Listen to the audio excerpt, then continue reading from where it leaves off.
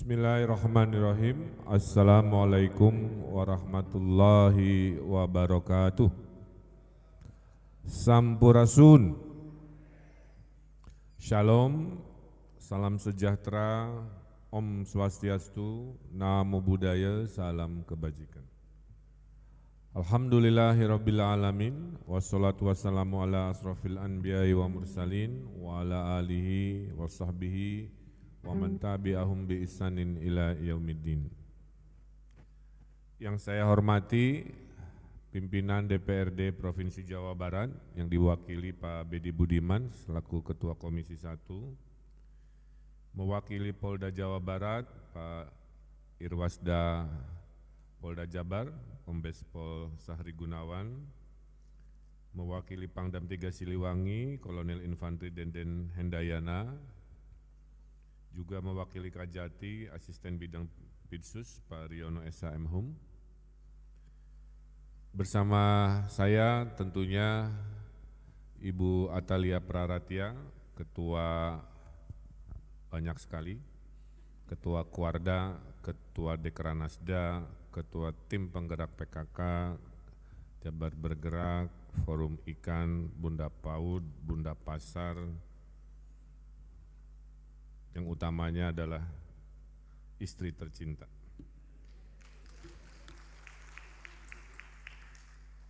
Yang punya hajat, Pak Ip Hidayat, saya apresiasi. Inilah yang saya tunggu-tunggu Pak Bedi, ya, mensosialisasikan pilar-pilar kebangsaan Pancasila dengan cara-cara generasi Z, ya, bukan dengan doktrin-doktrin penataran. Kalau kita makan generasi P4, ya. Nah, cara inilah yang harus kita lakukan terus-menerus. Jadi saya titip Pak Ip, jangan juga hanya setahun sekali, cari momentum-momentum penguatan kepancasilaan dengan cara-cara kreatif seperti ini. Karenanya saya apresiasi juga para tim juri, seniman, tadi Kang Ferry Kurtis, Kang Tisna Sanjaya, dan lain-lain. Juga tamu-tamu kita ada dari Kepala Badan Pembinaan Ideologi Pancasila, diwakili Direktur Advokasi, ada Dirjen Potensi Pertahanan Kemenhan RI, Dirjen Politik dan Pemerintahan Umum Kemendagri, juga tadi idola kita, ya, Kang Febri Haryadi. Zaman saya wali kota, Persib juara 2 kali. Jadi kami rindu Persib juara, kira-kira gitu. Ya. Dan atas semangat kepancasilaan kemarin Kang Heru Joko, saya diterima dengan hangat oleh bonek di Surabaya. Ya. Da kudu nama kitu, ya. Adik-adik, hari ini tanggal 1 Juni, ya, diperingati sebagai hari lahir Pancasila. Saya ingin bercerita, kalau Pancasila tidak ada, kira-kira seperti ini. Coba ada fotonya, tadi yang konseptor. Ini di Suriah, ya. Perang bertahun-tahun, jutaan orang meninggal dunia oleh perang yang tidak berkesudahan antara bangsa mereka sendiri. Ada lagi? Ini di Afghanistan. Tahun 70 Afghanistan itu lebih hebat dari Indonesia. Setelah 50 tahun Afghanistan terpuruk. Jadi dunia itu adik-adik tidak selalu makin kesini makin keren. Ada juga negeri-negeri yang makin kesini makin hancur. Tuh. Bayangkan, ya, adik-adik berada di gambar yang kanan. Nggak ada nyanyi-nyanyi di panggung seperti ini. Nggak ada main-main IG di taman. Nggak bisa tiktokan. Nggak bisa ke restoran. Nggak bisa piknik jalan-jalan. Nggak ada. Nggak ada sekolahan. Nggak ada rumah sakit yang memadai, semua hancur oleh yang namanya peperangan. Makanya nikmat Allah yang bernama kondusivitas, ya, damai, ini jangan dianggap hadiah biasa-biasa aja. Itu nikmat paling mahal untuk sebuah bangsa dan bernegara adalah damai. Setuju? Kita lagi damai, maka orang yang mau menghancurkan kedamaian kita harus kita lawan. Kalau Pak Iswasda polisi melawannya dengan pistol, saya melawannya dengan kebijakan, adik-adik melawan yang mau merusak perdamaian dengan jempolnya. Nah, kenapa mereka hancur? Mereka berperang, adik-adik, karena ada kerusuhan-kerusuhan yang tidak bisa dikendalikan. Setuju ya? Kerusuhan di mana-mana nih, di kota A, B, C, D, E, polisinya udah nggak sanggup, tentaranya udah nggak sanggup, akhirnya jadi perang. Pertanyaannya, dari mana datangnya kerusuhan-kerusuhan yang suka ngancurin toko, ya, kemudian ngancurin mobil segala rupa? Datang dari hasutan, dari WA-WA, dari fitnah-fitnah, dari hoaks-hoaks, itu namanya hasutan. Beda agama, benci. Beda daerah, benci. Beda etnisitas, benci, gitu. Itu namanya hasutan. Kalau kita bedah si orang-orang yang menghasut, ya, lewat HP-HP, lewat online-online atau lewat ajakan, itu kalau hatinya dibedah, si penghasut-penghasut, itu isinya kebencian, adik-adik. Membenci. Maka hidup itu mendingan mencintai daripada membenci. Setuju ya? Maka harus dilawan kalau ada yang ngajak kebencian. Kenapa dari peperangan, kerusuhan, hasutan, kebencian? Kenapa ada orang benci? Karena dia melihat perbedaan itu bukan sebagai rahmat. Setuju ya? Jadi rutenya itu dua, adik-adik. Kalau Indonesia mau gemilang, mau jadi negara adidaya, adik-adik mau jadi gubernur Jawa Barat, presiden, itu kalau melihat perbedaan itu dilihat sebagai nikmat Allah. Nikmat perbedaan. Betul? Tidak ada saya tanpa ayah dan ibu yang berbeda. Betul? Tidak ada anak lahir dari Bambang dan Gatot, enggak ada. Yang ada dari Bambang dan Nia, dari Bambang dan Susi. Dari perbedaan lahirlah kemajuan. Maka Indonesia kuat karena ada Batak, ada Sunda, kecuali Sunda Empire, ada Jawa, ada Bali, bersatu. Bayangkan mereka melihat perbedaan suku bangsa sebagai sesuatu yang dibenci, maka enggak ada namanya Indonesia. Yang ada nanti negara Batak, negara Sunda, negara Jawa, negara Bali pisah-pisah. Kamu harus pakai paspor kalau ke Bali. Ya. Makanya pesan saya sebagai orang tua adik-adik, lihatlah perbedaan itu sebagai rahmat, nikmat Allah. Jangan masuk ke kelompok kedua, ya. Melihat perbedaan itu sebagai sumber kebencian.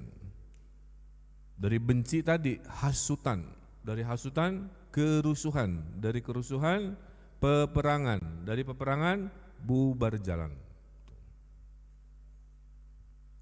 Saya dan Ibu Cinta, ya, Ibu Atalia. Apa dasar kami menikah? Kami bikin perjanjian, namanya akad nikah, betul? Saya terima nikahnya Atalia Praratya binti Sarif Buradimaja dengan mas kawin sekian-sekian dibayar tunai. Ada perjanjiannya. Makanya tahun ini alhamdulillah kami menikah 25 tahun.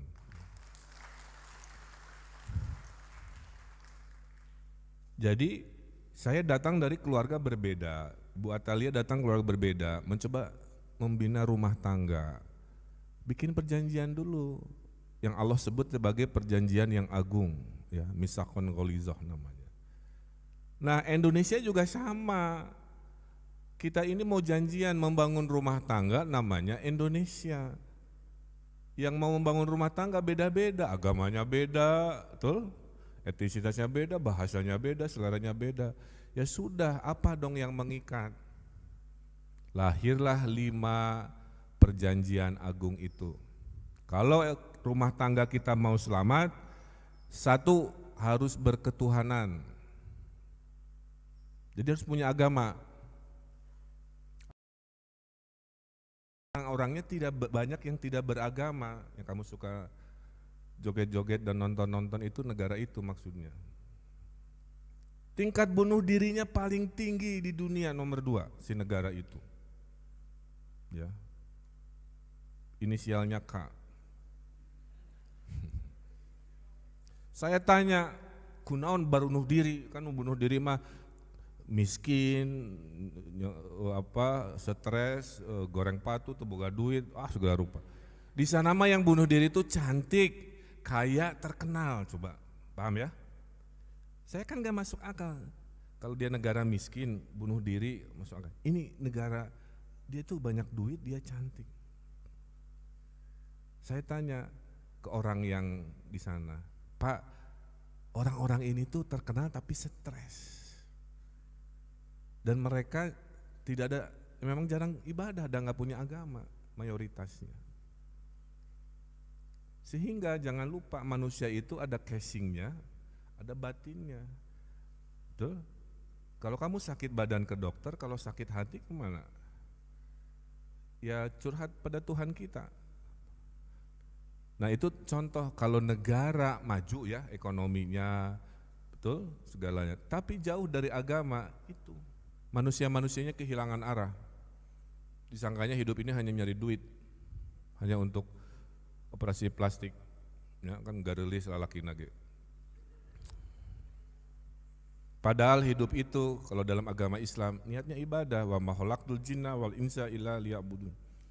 Tidaklah aku ciptakan jin dan manusia untuk beribadah. Jadi gubernur niatnya ibadah, jadi ketua komisi 1 niatnya ibadah, jadi guru, jadi pejabat niatnya ibadah. Jadi hidup itu ada tujuan. Itulah esensi sila ke-1 kenapa itu harus ada. Kalau tidak ada sila ke-1, ingat omongan saya, contohnya negara itu. Sila kedua perjanjian pernikahan kita kira-kira gitu ya, yaitu kemanusiaan. Kita harus tolong menolong. Dan menolong itu tidak ada urusan dengan agama, dengan identitas. Yang muslim ada ukhuwah Islamiyah. Tapi kita sebangsa setanah air, namanya ukhuwah basyariah. Paham ya? Kenapa Palestina harus ditolong? Karena dia manusia juga. Ukhuwah insaniyah. Mungkin bukan basyariah keindonesiaan, gitu kan?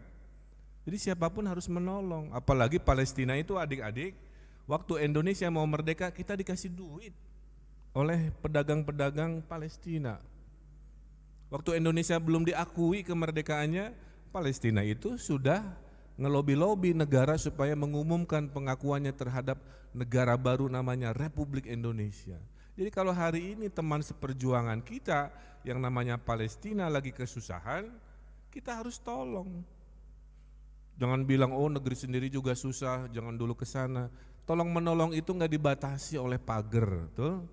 Di mana kita merasa manusia dan ada manusia ciptaan Allah lagi susah, di situ kita hadir. Makanya itu lahirlah sila ke-2. Kemudian kita bikin janji lagi yang ketiga, namanya Persatuan Indonesia, supaya tidak ada kesukuan. Ada negara yang dulunya seperti Indonesia, coba tampilkan, namanya Yugoslavia. Sekarang adik-adik bubar, negaranya hancur, bubar, hilang, udah gak ada lagi. Karena memaksakan diri perang antar Batak, Sunda, Bali, Minahasa, kira-kira gitulah versi manehna. Mereka perang, suku Serbia menghancurkan suku Bosnia, perang Monten, akhirnya negaranya bubar menjadi negara kesukuan, yaitu negara Serbia, negara Kroasia. Ini contoh. Jadi kalau adik-adik di WA-WA-nya, di medsosnya ada yang ngejek-ngejek suku bangsa lain, merasa lebih superior gitu ya, itu harus dilawan. Karena itu cikal bakal yang akan menghancurkan sila ketiga kita dan bubarlah yang namanya Negara Kesatuan Republik Indonesia. Kemudian perjanjian keempat, kerakyatan yang dipimpin oleh hikmat kebijaksanaan dalam permusyawaratan perwakilan. Kalau kita ada apa-apa, hayu ngobrol, betul? Kita diskusi, kita musyawarah, jangan berantem-berantem. Ya. Dipilihlah demokrasi. Saya jadi gubernur karena demokrasi. Ada negara nggak pakai musyawarah. Ya, negara itu negara otoriter, memperkaya diri sendiri. Tidak dicintai rakyatnya, nggak ada suara rakyatnya ada.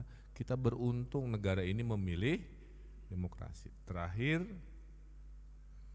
kita bikin perjanjian untuk membangun rumah tangga Indonesia itu dengan sila kelima, keadilan sosial. Yang kaya, kayak Atta Halilintar, silahkan makin kaya. Tapi yang miskin harus ditolong oleh bansos selama COVID. Itu contoh sila kelima. Negara Paman Sam, tahu ya? Bukan Sultan apa? Syarif. Ya itulah pokoknya. Bukan yang dari Banten, salah. Negara Amerika Serikat, ini sekarang pas saya nyebut merek ya. Kan keren. Facebook tidinya, IG tidinya, oh segala rupa. Tesla tidinya, Elon Musk tidinya, Bill Gates tidinya, nanti Amazon tidinya, betul? Tapi ya, rasismenya masih tinggi, orang hitam tidak mendapatkan haknya. Makanya ada movement Black Lives Matter, gitu. Gedung DPR-nya diduduki oleh anarki. Jadi negara semaju itu urusan sila kelimanya nggak ada. Kalau saya mendarat di Washington DC, saya mendarat di Hawaii pernah ya. Sugan saya teh mentereng juga di film-film, gelandangan di mana-mana. Sampai ada gelandangan-gelandangan kalau BAB difotoin lokasi BAB di trotoarnya. Di mana di Bandung mah teu aya nu BAB sembarangan di jalan. Di sana masih ada negara maju coba. Kenapa? Karena ekonominya kapitalis. Apa itu kapitalis? Kompetisi. Nu benghar-benghar, nu miskin antep gitu. Nah Indonesia tidak memilih itu. Indonesia mah yang kaya silahkan, yang miskin kita bawa sehingga terjadi kesejahteraan yang saling menolong gitu. Jadi itu adik-adik ya, ingat kalau 5 ini mau diganggu, maaf ya, oleh khilafah, oleh PKI, oleh komunisme, itu contoh-contoh yang ingin menghancurkan satu persatu silanya. Kalau pakai negara berbasis agama adik-adik ya, itu India sudah dikasih contoh. Dulunya India itu merdeka bareng kita. Gara-gara Hindu dan Islamnya tidak mau bersatu, seperti Indonesia kan bersatu. Hindu, Kristen, Islam, Buddha, ya Konghucu. Di sana enggak, bubar yang tadinya bersatu. Indianya pecah, yang muslimnya bikin Pakistan. Sudah negaranya muslim semua Pakistan. Kan kita juga sesama muslim sok parasya, betul? Kadang-kadang kan hanya beda guru ngajinya berantem, beda ormas Islamnya berantem. Mereka bubar juga bikin Bangladesh. Makanya saya bilang Allah itu sudah menunjukkan, wahai bangsa Indonesia, kalau mau pakai rute negara agama udah contoh bubar ada, pakai negara sukuan udah bubar ada, pakai negara tidak berketuhanan yang bunuh diri masyarakatnya banyak udah ada. Ya, negaranya tidak demokratis itu ada. Nah mudah-mudahan adik-adik memahami ini. Jadi terakhir dari saya, lawan, setuju ya? Mereka-mereka yang kalau nanti lagi jam istirahat ngajak-ngajak bisik-bisik, ikut kadang-kadang bentuknya seminar atau kajian, tapi ujung-ujungnya menjelekkan Pancasila, nyebut Pancasila togut, nyebut Pancasila berhala dan sebagainya. Bukan, Pancasila itu perjanjian, paham ya? perjanjian, tidak menghilangkan akidahnya. Dengan Pancasila kita pengajian tiap hari. Orang muslim boleh pengajian di rumah, kenapa yang lain tidak boleh, misalkan begitu ya. Jadi nyaman kita berdakwah itu. Saya ke Arab Saudi, maaf ya, ke Timur Tengah, itu khotib kalau ceramahnya cuma satu, membacakan pidato dari menteri agamanya tiap hari Jumat. Itu negara Islam loh. Indonesia mah bebas. Tiap hari Jumat khotibnya mau ngomong apa selama tidak mengganggu hal-hal kondusivitas, topik boleh macam-macam. Jadi sebenarnya ya Allah, negeri ini tuh begitu indah kedamaian kebebasannya ya. Jadi akan hadir nanti adik-adik pas nanti sekolah SMA, mahasiswa, kuliah, kelompok-kelompok yang nanti ngebisikin ke adik-adik lewat HP-nya, lewat videonya, lewat TikTok-nya, ngejek-ngejek Pancasila, ngejek-ngejek bendera merah putih, ya, ngejek-ngejek Indonesia Raya, pasti akan ada. Adik-adik harus ingat pidato saya ini. Barang siapa masuk ke golongan itu, itulah cikal bakal rute kedua tadi. Negaranya bubar jalan karena perang, karena kerusuhan, karena hasutan, karena kebencian, karena terlalu membesar-besarkan perbedaan. Saya doakan kita masuk golongan yang pertama, melihat perbedaan sebagai rahmat, ya, tidak pilih-pilih, menjaga toleransi, menjaga keberagaman dengan senang hati, bebas, dan lahirlah Indonesia Emas. Tahun 2045 itu Indonesia Emas, 100 tahun Indonesia merdeka. Adik-adik usianya nanti 40-an, sudah jadi direktur, sudah jadi wali kota, sudah jadi gubernur. Saya dan Bu Cinta udah jadi lansia, usianya 70-an. Saya hanya berdoa mudah-mudahan panjang umur. Di 2045 kita reuni lagi di gedung ini, dan saya ingin melihat bahwa Indonesia dari 220 negara ternyata Allah takdirkan menjadi negara adidaya. Karena Pancasilanya dijaga oleh adik-adik yang hadir di ruangan ini, Pancasilanya dijaga dengan adik-adik melawan mereka-mereka yang merongrong, ya, menawarkan hal-hal mengganggu Pancasila.